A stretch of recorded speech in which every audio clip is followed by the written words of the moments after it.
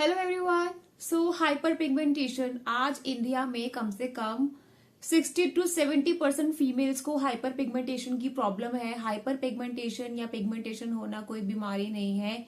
ये किसी भी तरीके का ब्राउन पैचेस हो सकते हैं या डार्क ब्राउन पैचेस हो सकते हैं या थोड़े से ब्लैक पैचेस हो सकते हैं आपकी स्किन पर, या फिर आपकी स्किन में कुछ डिस्कलरेशन, कुछ अलग तरीके का डिस्कलरेशन आ जाता है।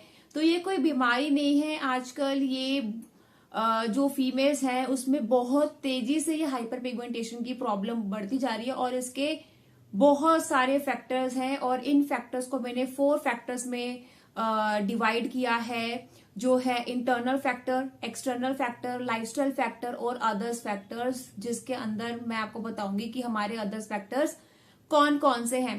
तो पहले हम लोग बात करेंगे सबसे नंबर 1 पे इंटरनल फैक्टर। इंटरनल फैक्टर में सबसे नंबर 1 पे आता है हमारा मेनोपॉज।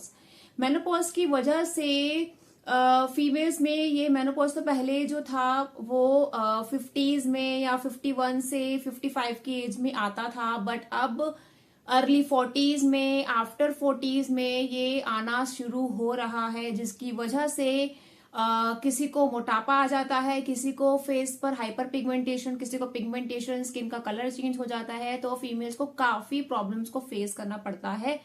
तो सबसे बड़ा इंटरनल रीजन है ये।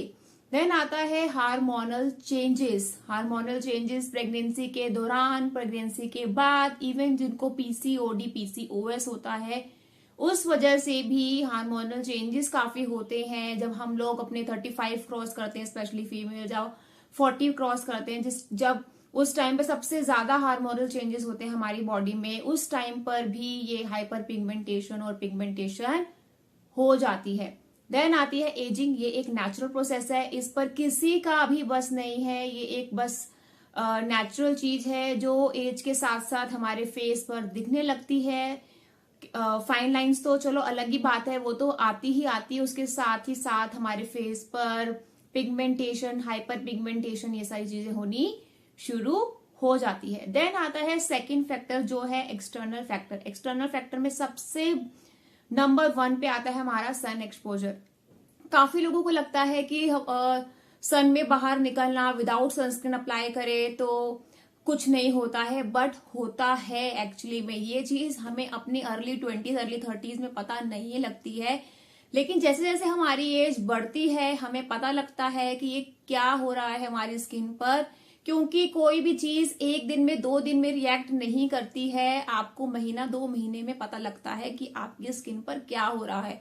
तो सनस्क्रीन सबसे बड़ा रीजन है कि हम लोग सन पे जाते हैं और सनस्क्रीन अप्लाई नहीं करते हैं। देन आता है स्किन इन्फ्लेमेशन। स्किन पर किसी भी तरीके की जैसे कि एक्जिमा हो जाना या फिर फेस पर पिंपल्स हो जाना, जिसको हम लोग पॉप कर देते हैं, उसके निशान रह जाते हैं, वो भी हमारी स्किन पिगमेंटेशन में ही आता है। जब हमारे फेस पर इस तरीके के निशान आ जाते हैं तो वो भी हमारी पिगमेंटेशन, हाइपर पिगमेंटेशन में ही काउंट होता है। देन आता है इंजरी। हमारे फेस पर किसी तरीके का कोई कट लग गया है, स्किन बर्न हो गई है या स्किन जल गई है, उस वजह से भी हमारी स्किन पर पिगमेंटेशन आ जाती है। और ये भी पिगमेंटेशन का सबसे बड़ा रीजन है, क्योंकि इंजरी होना फेस पर या फेस पर किसी तरीके की मेडिकल कंडीशन होना, फेस पे दाने होना, ये भी स्किन पिगमेंटेशन होती है, उसके निशान रह जाना। देन आता है हमारा मेडिकल इश्यूज, जिसके अंदर कोई भी प्रॉब्लम हो सकती है, जैसे कि आपकी स्किन पर कोई प्रॉब्लम हो गई है जिसकी वजह से आपकी फेस पर, जैसे मान लो कोई ट्रीटमेंट चल रहा है आपका, जिसकी वजह से कोई मेडिसिन चल रही है ऐसी, जिसकी वजह से आपके फेस पर वो हाइपर पिगमेंटेशन दिखना स्टार्ट हो गई है। देन आता है हमारा लाइफस्टाइल फैक्टर। लाइफस्टाइल फैक्टर में सबसे बड़ा रीजन है हमारा पुअर स्किन केयर। ना मॉर्निंग में स्किन केयर करते हैं ढंग से, ना इवनिंग में सोने से पहले स्किन केयर करते हैं। उस वजह से भी हमारे फेस पर हाइपर पिगमेंटेशन हो जाती है। तो फेस को अच्छे से क्लीन करना, फेस को अच्छे से केयर करना, ये भी हमारा एक पार्ट है। इसको हमें अपने लाइफस्टाइल में इंक्लूड करना चाहिए। देन आता है स्ट्रेस। सबसे बड़ा रीजन है स्ट्रेस। स्ट्रेस किसी भी रीजन से हो सकता है। टाइम पे खाना नहीं खाया, हमने काम नहीं किया या फिर कोई भी प्रॉब्लम होती है, घर का स्ट्रेस, तो उस वजह से भी हमारे फेस पर पिगमेंटेशन और हाइपर पिगमेंटेशन जैसी प्रॉब्लम होना स्टार्ट हो जाती है।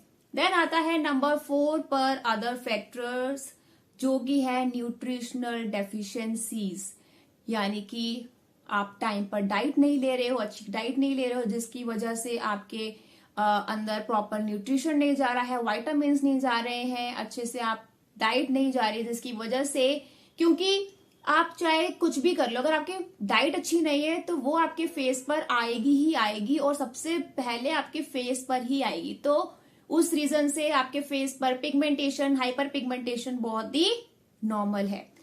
देन एनवायरमेंटल फैक्टर्स, यानी कि एनवायरमेंटल स्ट्रेस। एनवायरमेंटल स्ट्रेस बहुत ही कॉमन है, बाहर जा रहे हैं, सन है, पॉल्यूशन के साथ आपको स्ट्रेस भी मिल रहा है, जिसकी वजह से हमारे फेस पर पिगमेंटेशन और हाइपर पिगमेंटेशन की प्रॉब्लम हो जाती है। सो ये थे सारे फैक्टर्स कि क्यों हमारे फेस पर, या रीजंस क्या हैं हमारे फेस पर हाइपर पिगमेंटेशन और पिगमेंटेशन होने के। सो ये सारी चीजें थी। आप इन फैक्टर्स को आराम से देखिए और पहचानिए कि आप क्या गलती कर रहे हैं, उसको ट्रीट करिए और आज से ही उसको प्रिवेंट करिए। आई होप ये मेरी वीडियो आपके लिए बहुत काम की होगी, और फिर मिलेंगे नेक्स्ट वीडियो में। Thank you, take care and नमस्ते।